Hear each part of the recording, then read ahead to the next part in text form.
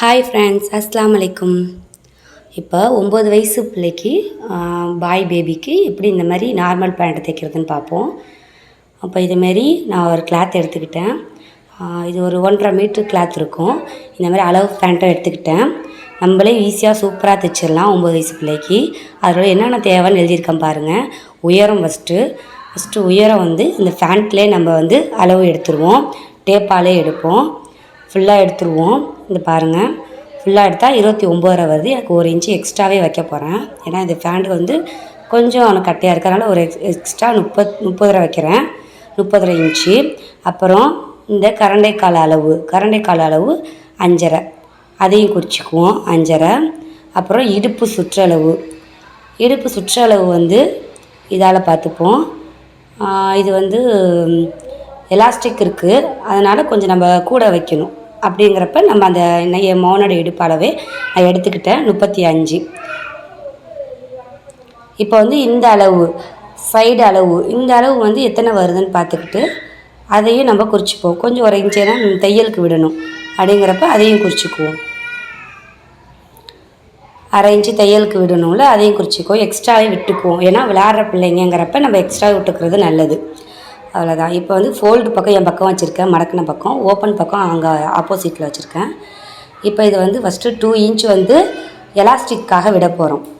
அதை குறிச்சிக்கலாம். ஃபஸ்ட்டு 2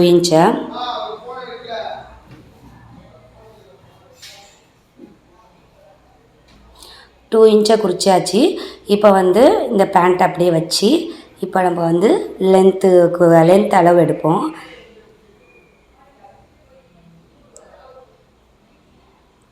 உயரம் எவ்வளோன்னு பார்த்து அதே மாதிரி நம்ம டேப்பாலேயே வச்சு எடுத்துருவோம். ஏன்னா இனிமேட்டு பேண்ட் வச்சாலும் நமக்கு சரிப்பட்டு வராது, மடங்கி கிடக்கும். டேப் வச்சே எடுத்துருவோம். 30 சொன்னேன்னா 30, 31 அப்படியே கூட எடுத்துக்கலாம், ஒன்றும் பிரச்சனை இல்லை. ஏன்னா கீழே நம்ம மடக்கி தைக்கணும்ல. அப்புறம் அதே மாதிரி அந்த பக்கமும் எடுத்து கோடு போட்டுக்குவோம். அப்புறம் இதுக்கிட்ட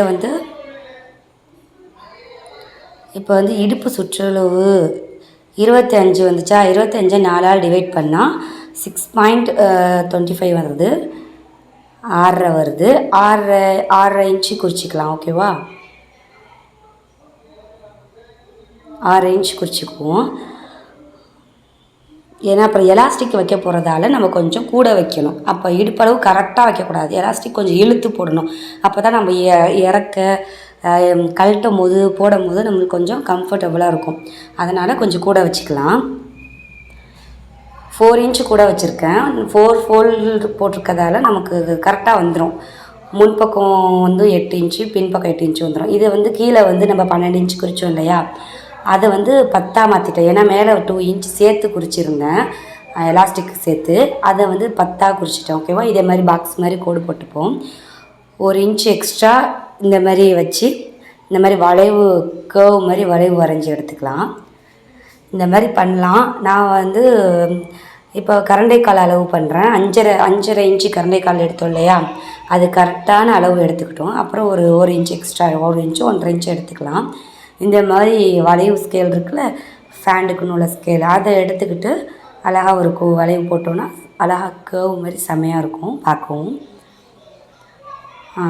இப்போ இது கொஞ்சம் கூட இருக்கிறது நல்லது. ஏன்னா விளையாடுற பிள்ளைங்களுக்கு அது கொஞ்சம் கூட வைக்கிறது நல்லதுன்னு எனக்கு தோணுச்சு. அதனால் திரும்பி அதை நான் சரி பண்ணி அந்த இதை கொஞ்சம் நான் நவுத்தி கொண்டு வந்திருக்கேன். அதேமாரி கீழேயும் அதேமாதிரி திரும்பி ஸ்கேலை வச்சு கொண்டு வந்திருக்கேன். தையல் கரெக்டான அளவு மாரி இருக்கும். இப்போ இது கொஞ்சம் கூட வச்சா கொஞ்சம் கம்ஃபர்டபுளாக அது ஒரு ஓடி ஆடி விளையாடுறது கரெக்டாக இருக்கும். இப்போ பாருங்கள், ஃபேண்டை வச்சு காட்டுறேன். கரெக்டாக இருக்குது.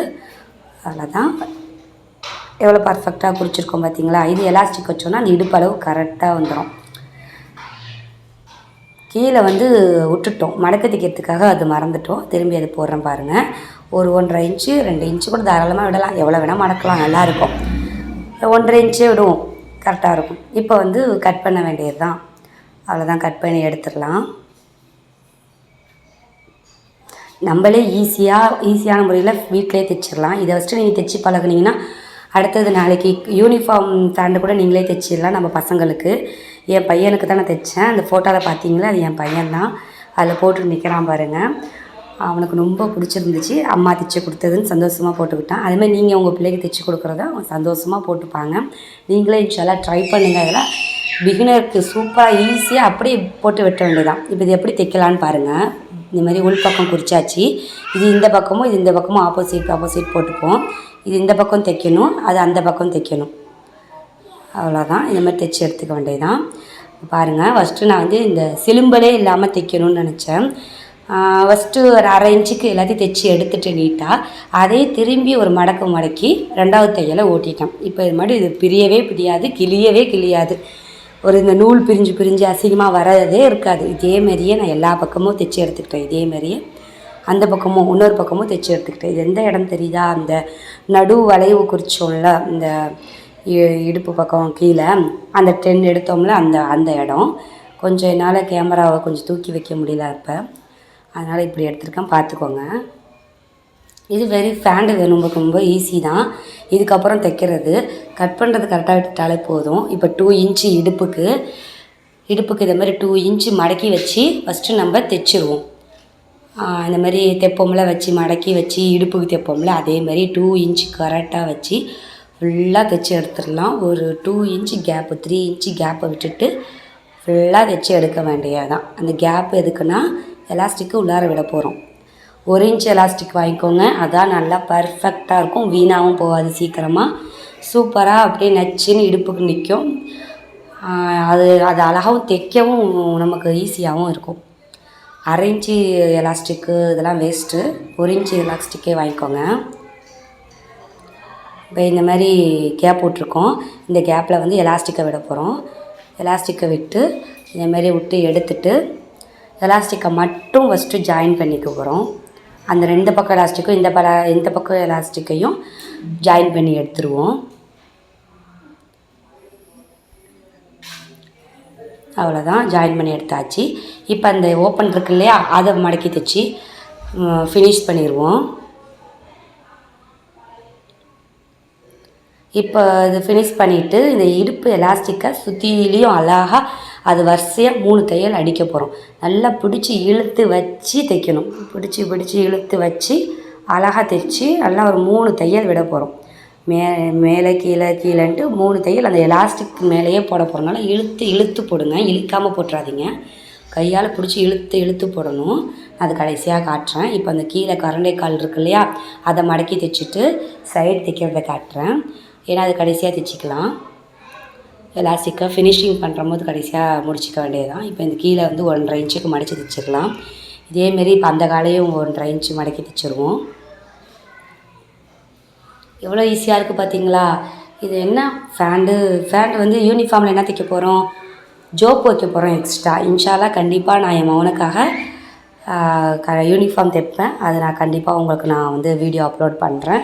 இது ரொம்ப ஈஸியான மெத்தடில் நீங்களே தைக்கலாம். எல்லாம் வெளியில் யாரும் கேட்டால் சொல்லித்தர மாட்டாங்க தான். ஏன்னா யூனிஃபார்முக்கு நிறையா ஒரு ஃபேண்ட்டுக்கு 500 600 கேட்குறாங்க, ஒரு சட்டைக்கு 300 கேட்குறாங்க.